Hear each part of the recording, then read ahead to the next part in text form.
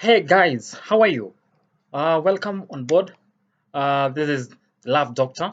I'm here to take you through some of the life experiences as far as love is concerned.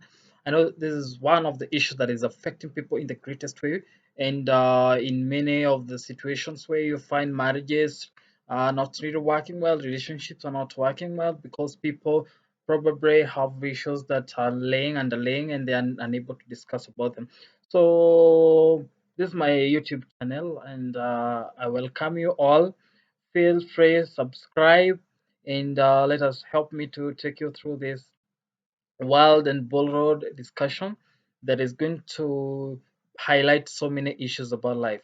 So, thank you so very much. So, today I want us to really talk about something that is quite affecting people, and this is in relation to my recent research that many of the relationship have been failing basically because of the term cheating. Cheating in relationships, cheating in marriage has been a very alarming issue. Has been an alarming issue, and it is quite upset. It's quite unfortunate that things are happening the way they're happening. So help me or allow me to take you through this topic. Why do people cheat in relationships? So thank you so very much as you listen to this. So basically, uh,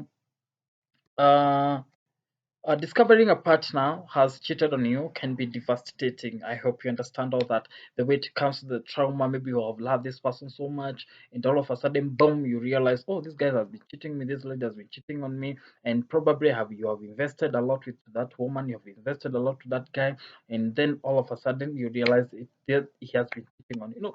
This creates a big issue, and this can really cause harm to your relationship. So you will end up feeling hurt, you end up feeling angry, you end up feeling sad, or even physically sick. Personally, I have witnessed people do come ask me questions. John, you know what? I've been undergoing some depression. Why? In the name of I found this guy cheating on me. So, but above all, you might be wondering why? Why did that person cheat on me? I've provided everything, I've given him everything, I've given her everything. Why did that person cheat on me? So I want us to explore on this topic, and it's a survey that has been undertaken out of around 500 people. Yeah, and out of those 500 people, a number of them, a number of them are people who had been cheated in a romantic relationship. Imagine that. Yeah, like let's say like 90% or even 80 to 90% are people who have been cheated in their romantic relationship, and the reasons being for the infidelity. So, I want to highlight some of the issues. I've taken them on my Word document, and it is quite unfortunate that the people who are being cheated on, they are mostly young adults, and average being about 20, 25, 30 years. And it's quite unfortunate that these are the people who need to, but they have the cases of cheating has been seen with them. So the study, which have been undertaken, identifies 8 key motivating factors that have contributed to infidelity. Okay. But of course, these factors don't necessarily explain every case of cheating, but they do offer a helpful framework for better understanding why people do tend to cheat. So let's look at those key factors and how they might come up in a relationship. Number one, anger or revenge. People sometimes, out of anger, they tend to have that feeling of need of like revenge. Maybe you have just discovered, yeah, maybe you just discovered your partner cheated. What will happen? You'll be angry. You'll need to take that revenge. You know, you might want to make your partner go through the same emotions so they really understand the pain they caused you. You want to make your partner understand the cause of pain, the cause of pain he or she took you through. Okay? In other words, they hurt me, so now I'll hurt them. It has been often the driving thought behind retaliatory infidelity. So, anger or motivated infidelity can happen for reasons other than revenge, though including one, in frustrations in your intimate relationship where your partner doesn't seem to understand you or your needs. Are you getting? The other thing is anger at a partner who isn't around much. There are those partners who doesn't even mind, doesn't take time to be there for you with you. It's quite unfortunate. The other one is anger when a partner doesn't have much to give, physically or there are people who are totally poor when it comes to physical or emotional connection. The other one is anger or frustration after an argument. The people who get angry, upset during an argument, and it may turn to revenge. And maybe basically their ways of revenging is cheating. Regardless of the underlying cause, anger can act as a powerful motivator to become intimate with someone else.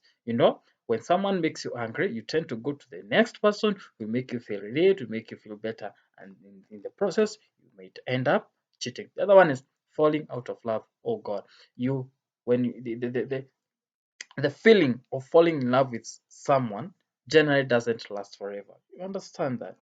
When you first fall in love with someone, you might experience passion, excitement, and rushes of dopamine, from simply getting a text from them.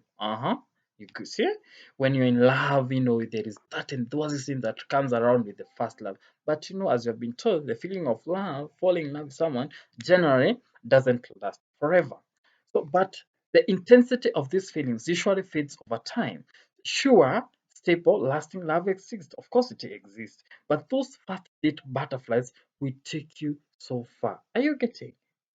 Those first date butterflies will take you so far. Once the glitter fades, once that enthusiasm fades, you might realize that the love just isn't there. Or maybe you realize you are in love with someone else. Oh God. Keep in mind that falling out of love doesn't necessarily have to mean you don't love each other. This can make it harder to live a relationship that still provides a sense of family, friendship, stability, and safety. But staying in a relationship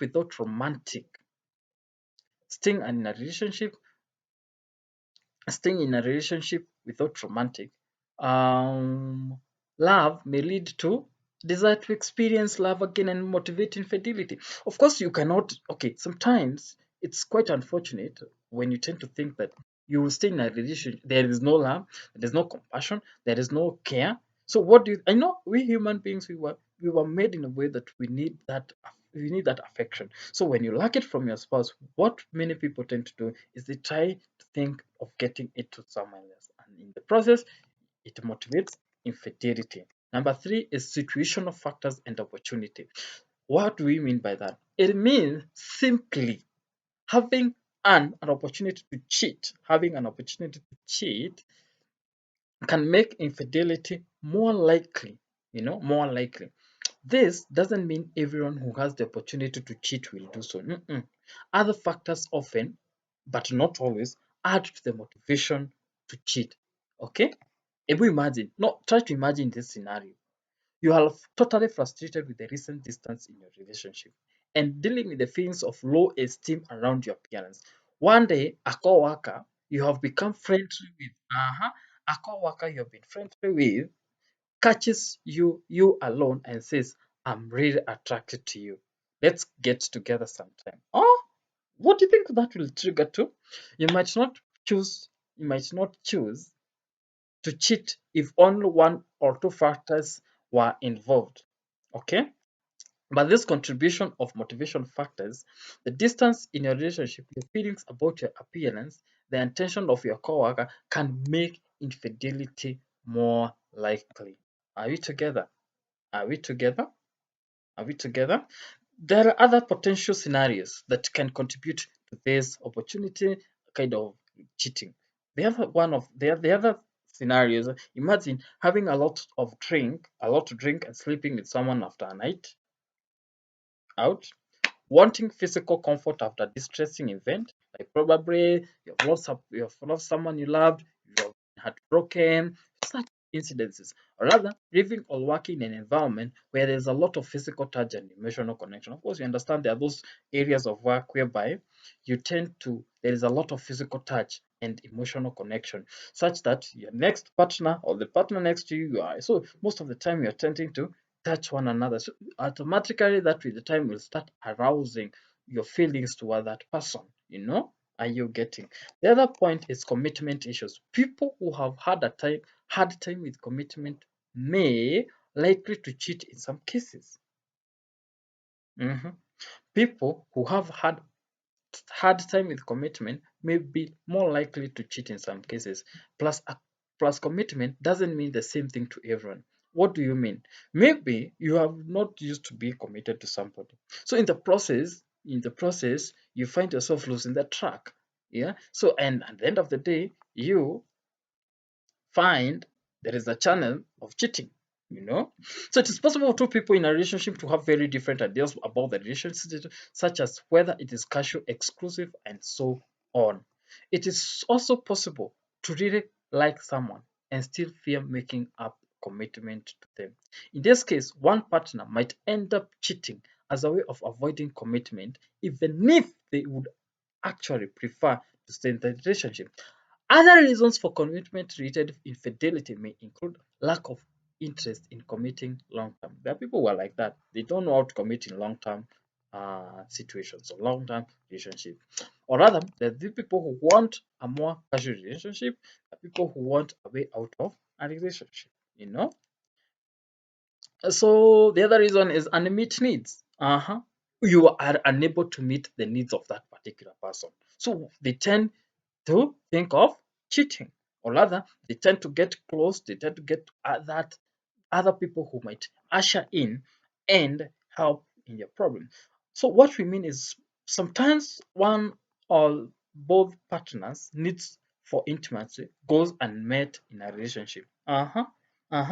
Sometimes one or both partners need for intimacy go unmet in a relationship. And what I mean is sometimes in a relationship you might realize that your partner's needs in a relationship are too high that you are unable to meet them, probably out of work, probably out of lack of time, maybe you're tired, your area of work, you are stressed, you don't have the financial ability, such things. But unmet needs can lead to frustration, which might worsen if the situation doesn't improve. This can provide motivation to get needs elsewhere. Oh God. So unmet sexual needs might happen when partners have different sexual drives. Maybe you have a higher sexual drive, I have a low sexual drive. We fail to understand one another. So what will automatically happen? You'll think of getting someone else's attention. The other one is one partner can't have sex or doesn't have interest. Oh God.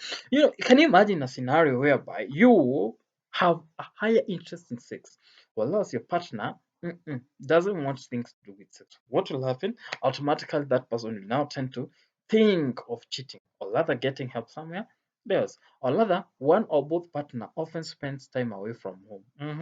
Maybe you're working away from home, maybe you're working, those kind of scenarios. And at the end of the day, they are going to meet those unmet emotional needs can also motivate infidelity. And emotional infidelity can be tricky to define sometimes, but it generally refers to a situation where someone invests a lot of emotional energy in someone besides their partner. Are you getting? Are you getting? There are people who, yes, you're in a relationship, you're in marriage with that particular person, but your emotional situations, emotional needs, you take them to someone else. This is what we refer to emotional infidelity. If your partner, and mark you my words, if your partner doesn't seem interested in what you think, feel, or have to say, you might start sharing with someone who is interested. This can lead to an intimate connection that resembles a relationship. The other point is sexual desire. Yeah, if your sexual desire or a simple sex desire to have sex can motivate some people to cheat. Other factors include opportunity or unmet sexual needs.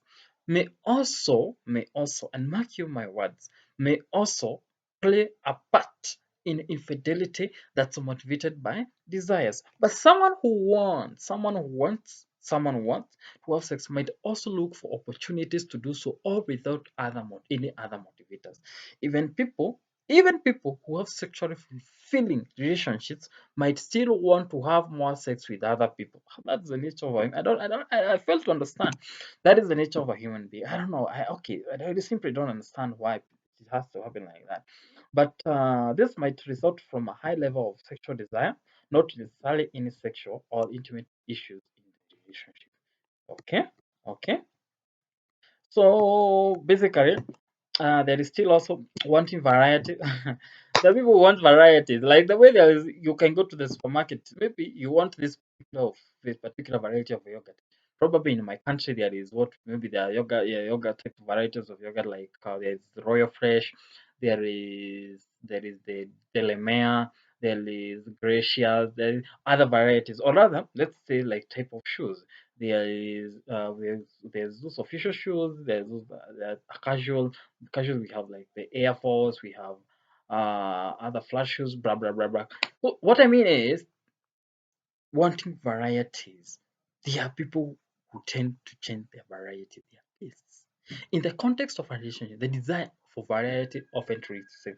For example, someone might be interested in trying types of sex that their partner isn't into, even if the others will match with their partners. Are you getting?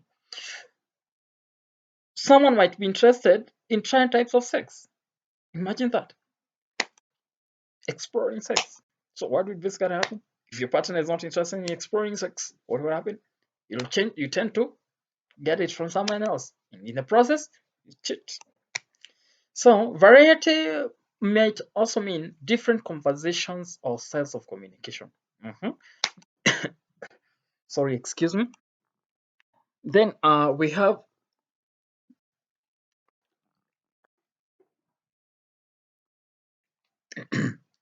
have attraction to other people. We have relationship with other people in addition to the current partner. Mark my words that attraction is another big part of variety. People can be attracted to many people, many types of people, and that doesn't necessarily stop just because you are in a relationship. Some people in monogamous relationships had might have a hard time not acting on these feelings of attraction.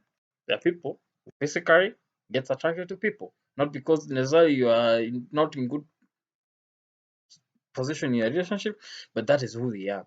The other one is having low self-esteem. What I mean is wanting a boost to self-esteem can also motivate infidelity. That is, having sex with a new person can lead to a positive feelings. You might feel empowered, attractive, confident, or successful. These feelings can build up your self-esteem. Many people who cheat because of self-esteem issues have loving, supportive partners who offer compassion and encouragement. But they might think they have to say that all they just don't want to feel bad. Okay? Then, Mark, imagine receiving admiration and approval from someone new. On the other hand, what do you feel?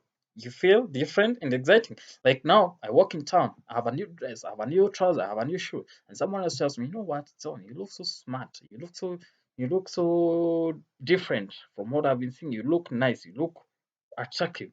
So how am I going to feel? I'm going to feel different and exciting. It may seem more genuine to someone with low self-esteem who might assume that the new person has no relationship obligation, rather to lie or exaggerate. Okay, so next time, guys, I'll be taking you through repairing the damage. Okay, I'll be taking you uh, uh, repairing the damage after cheating, and I'll take you what happens if your partner has cheated, what needs to be done, how it needs to be handled, you know. So that is what I'll be taking you in my next video right here. Kindly subscribe to my channel, and thank you so very much for using your time. Guys, we have just started. Please subscribe to my channel, and thank you so very much. Let's keep updated. Let's keep our relationship healthy. I wish you well, and may your partner be that best person for you. And thank you so very much. Thank you so very much. Thank you.